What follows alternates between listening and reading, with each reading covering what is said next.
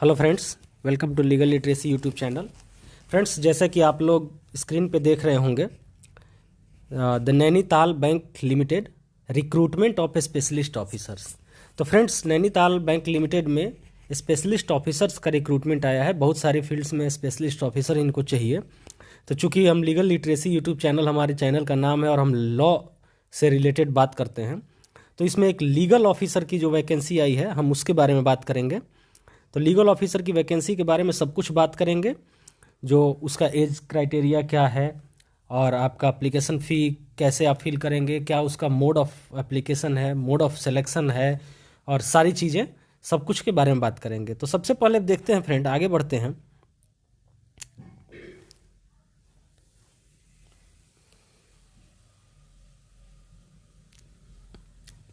सबसे पहले देखते हैं यहाँ पे कि वैकेंसी क्या है। वैकेंसी आप यहाँ पे देख रहे होगे 10वें नंबर पे लॉ ऑफिसर की है। बाकी और भी वैकेंसी है, लेकिन हम लॉ ऑफिसर की बात करेंगे।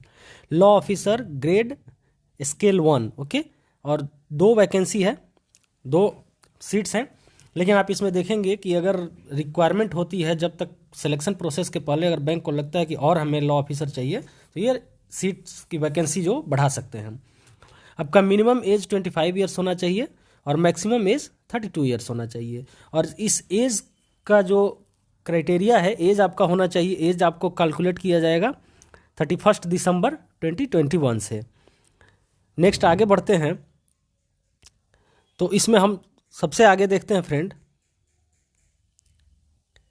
कि लॉ ऑफिसर में आपकी एलिजिबिलिटी क्राइटेरिया क्या होनी चाहिए, आपका एजुकेशनल क्वालिफिकेशन क्या होना चाहिए।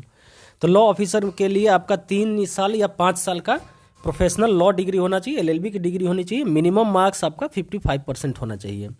और नीडलेस टू से कि आपका जो एलएलबी इंस्टीट्यूट है या यूनिवर्सिटी है, वो बार काउंसिल ऑफ इंडिया से रिकॉग्नाइज्ड होनी चाहिए। वो तो होता ही है, इसके अलावा एलएलबी की कोई वैलिडिटी ही नहीं है, वैलिड ही नहीं है।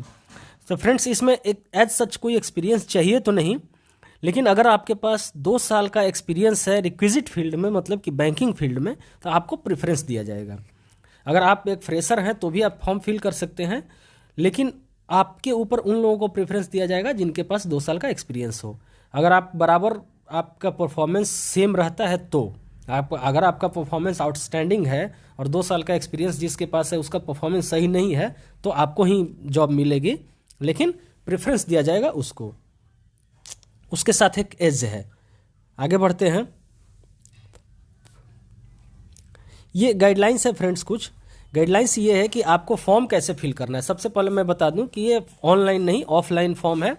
आपको वेबसाइट पे जाके, तो नैनीताल बैंक लिमिटेड की वेबसाइट पे जाके आप ये पीडीएफ भी डाउनलोड कर सकते हैं, नोटिफिकेशन भी डाउनलोड कर सकते हैं। यहाँ जो लिखा हुआ है डाउनलोड नोटिफिकेशन, और यहाँ पे आप जो लिखा हुआ है कि फॉर्म, एप्लीकेशन फॉर्म डाउनलोड करना, वो भी डाउनलोड कर सकते हैं। एप्लीकेशन फॉर्म आपका वर्ड फाइल में डाउनलोड होगा, उसको आप फिल करेंगे, प्रिंट लेंगे और साइन करके आपको क्या करना है कि आपको इस एड्रेस पे द वाइस प्रेसिडेंट HRM, इस पे टाइप्ड एप्लीकेशन होना चाहिए, इस पे आप भेज देंगे, सेंड कर देंगे। और उसमें 1500 रुपये का फ़ी है, इंक्लूडिंग GST, ओके। और आपको 1500 का डिमांड ड्राफ्ट बनाना है in favour of Nainital bank limited, payable eight Nainital, okay. उस फॉर्म के साथ साथ आपको क्या क्या अटैच करना है।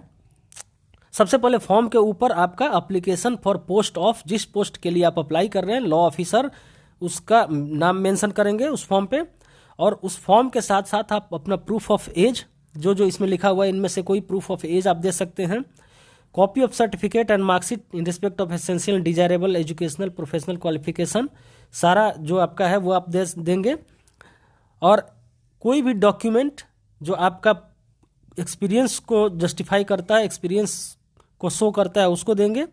और अगर कहीं आप जॉब कर रहे हैं तो उस एम्प्लॉयर का एक NOC आपको चाहिए, वो आप देंगे, ओके। आगे बढ़ते हैं। मैं आपको फॉर्म भी दिखाऊंगा कि फॉर्म में क्या क्या है, कैसे कैसे है। और सिलेक्शन प्रोसेस के बारे में मैं फ्रेंड आपको बता दूं, सिलेक्शन प्रोसेस इंटरव्यू के बेस पे होगा, ओके। और अगर कैंडिडेट्स ज़्यादा हो जाते हैं तो शॉर्टलिस्ट करने के लिए जो बैंक है उसके पास पावर है, वो एक रिटन एग्ज़ाम भी ले सकता है।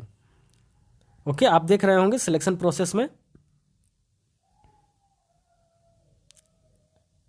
और ये सारी चीज़ें हैं कि आप जनरल इन्फॉर्मेशन है कि आप फॉर्म अप्लाई करने से पहले अपना एलिजिबिलिटी क्राइटेरिया वगैरह सब कुछ आप चेक कर लें, और अगर आप एलिजिबल हैं तो ही फॉर्म फिल करें। ओके, और जाहिर सी बात है जो भी चीज़ होता है बैंक का डिसीजन मैंडेटरी होगा, ये सब फाइनल होगा, ये तो आप सबको हमको सबको पता है।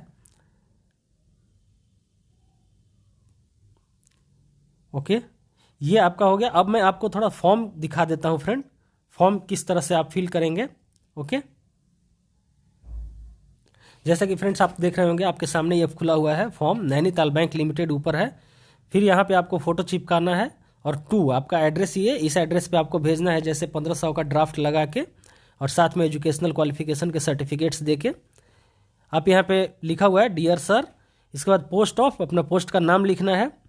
इसमें आपका नाम, father's name, date of birth, okay, year, age आपका जो है 31/12/21 को जो आपका एज है वो लिखना है। Address for communication correspondence, contact information आपका इसमें होगा। परमानेंट एड्रेस अगर सेम है तो सेम होगा। ओके, फिर डिटेल ऑफ एजुकेशनल क्वालिफिकेशन सारा, जिसमें जो जो चीज़ है ये आपको फिल करना है। एक्सपीरियंस आपके पास है तो एक्सपीरियंस का डिटेल इसमें आपको करना है।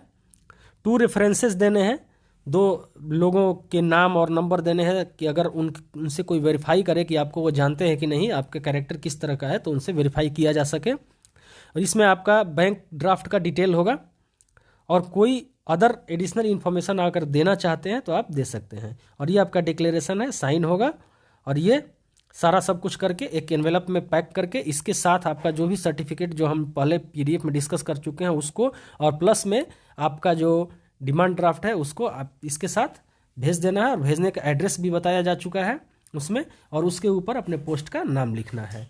तो फ्रेंड्स जल्दी करें, इसका लास्ट डेट है फ्रेंड 7/2/2022 को एप्लीकेशन क्लोज हो जाएगा। 7/2/2022 एप्लीकेशन क्लोज हो जाएगा, उस समय तक आप सेंड कर दें। ऑनलाइन नहीं है कि आप 7 को और 5 को और 4 को कर लेंगे, पहले आपको करना होगा, सब पहले आपको भेजना होगा। उम्मीद है फ्रेंड ये आपके लिए काफ़ी जानकारी अच्छी होगी, आपके फ़ायदे की जानकारी है। और अगर कोई और भी एलएलबी किए हुए आपके फ्रेंड्स हैं, उनके साथ आप इसको शेयर कर सकते हैं।